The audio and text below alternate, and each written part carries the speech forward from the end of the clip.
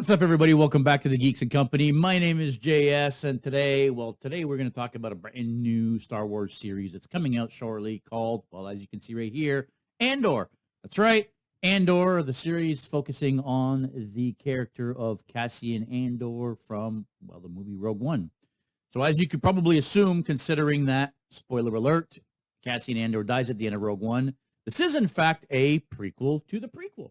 Let's talk about that a little bit. So Rogue One was the second Star Wars movie made by Disney, and it was a prequel. So it was set before the original series. Actually, it was set between episode 3 and 4. The premise is the story of the team of people that actually go and steal the Death Star plans to bring them to Leia for her to then put them in the droid and send them on Tatooine and so on and so forth. So Rogue One was that story. Andor, on the other hand, will really explore the early years of the rebellion itself. Now, when we talk about the early years of the rebellion, a lot of people will say, well, JS, we've already had a show focusing on the early years of the rebellion. That show was called Star Wars Rebels. It was. Don't be surprised if you actually see characters from Star Wars Rebels show up in this actual show. Now, we don't know a lot about the show other than this basic premise. I don't want to make any kind of assumptions on what the show is going to do or what we're going to see. But if you haven't seen Star Wars Rebels, I would suggest to check it out. It's a great animated series. It's the start of the series is a little bit rough. It takes a little bit of time to hit its stride. But once it does, it's a really, really, really good TV show, especially for an animated show. And this is going to tie in closely to that.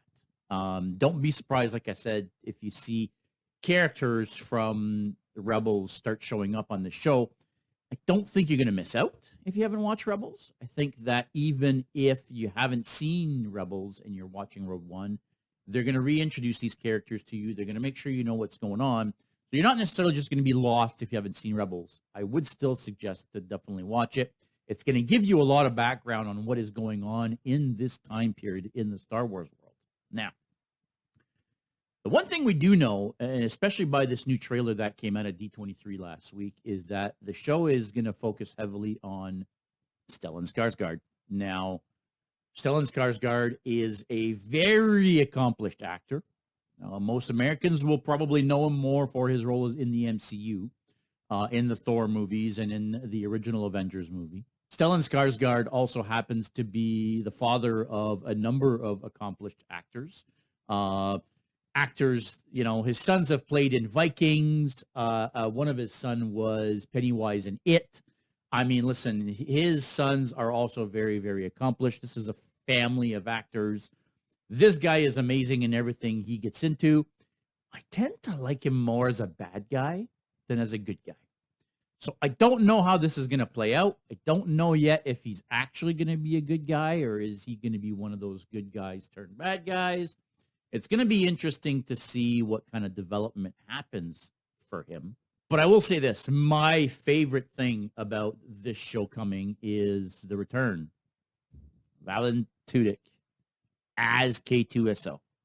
Now, if you don't know this gentleman, he was in the series called Firefly. He was also in a series called Dollhouse. He's in a number of different projects. He's a fantastic actor. He's funny. He can be serious. He can be creepy. Again, this is the kind of guy that could play anything in any role. He was fantastic as K2SO in Rogue One. I'm loving the fact that, again, even though his character died in Rogue One, he's going to be back. He's been confirmed. He's going to be back for this series as K2SO. That's going to be a lot of fun. But I do want to flip the script a little bit on you guys because not 100% super excited about and then a show based on, well, like I said, a character that dies, a character who we know his fate, a character that nobody really got attached to.